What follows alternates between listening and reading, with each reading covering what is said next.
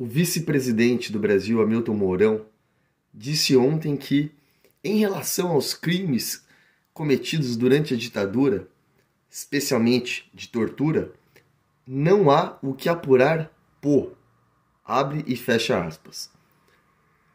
Trata-se de um absurdo do ponto de vista humanitário, um absurdo do ponto de vista sociológico, um absurdo do ponto de vista filosófico, um absurdo do ponto de vista jurídico, um absurdo do ponto de vista político e um absurdo do ponto de vista humanitário.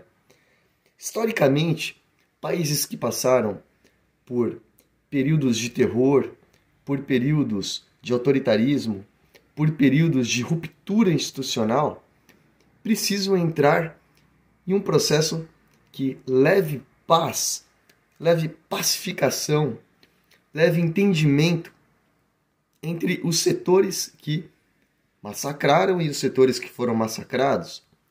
Mas isso não é possível sem apuração do que aconteceu, sem apuração e responsabilização daqueles que romperam com as instituições e cometeram crimes.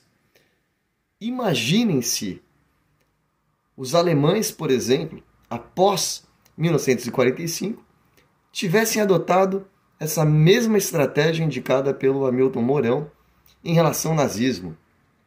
Não há o que apurar, não vamos voltar nesse período, vamos fazer como o avestruz, colocar a cabeça dentro da terra e deixar isso para lá, com tempo e espaço. Não passa. Não passa e se transforma numa infecção social, uma infecção que gradativamente vai gerar mais e mais inflamação no tecido social e mais problemas. O Brasil deixou de enfrentar, no mínimo, 2 grandes eventos.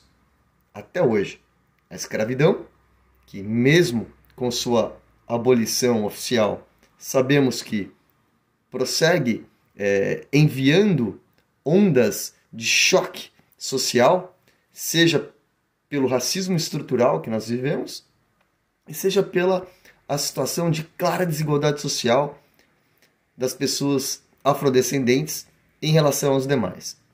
E o próprio golpe de 64, que vira e mexe nós escutamos algum apaixonado pela ditadura negar que não houve golpe, na verdade foi uma revolução.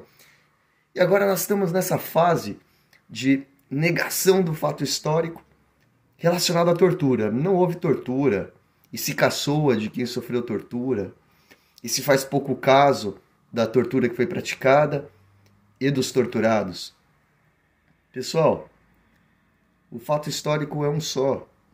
Houve um golpe, houve ditadura, houve ruptura das instituições, ocorreram perseguições, pessoas foram torturadas e mortas, pessoas sumiram, pessoas desapareceram sem deixar rastro, pessoas foram suicidadas, entre aspas.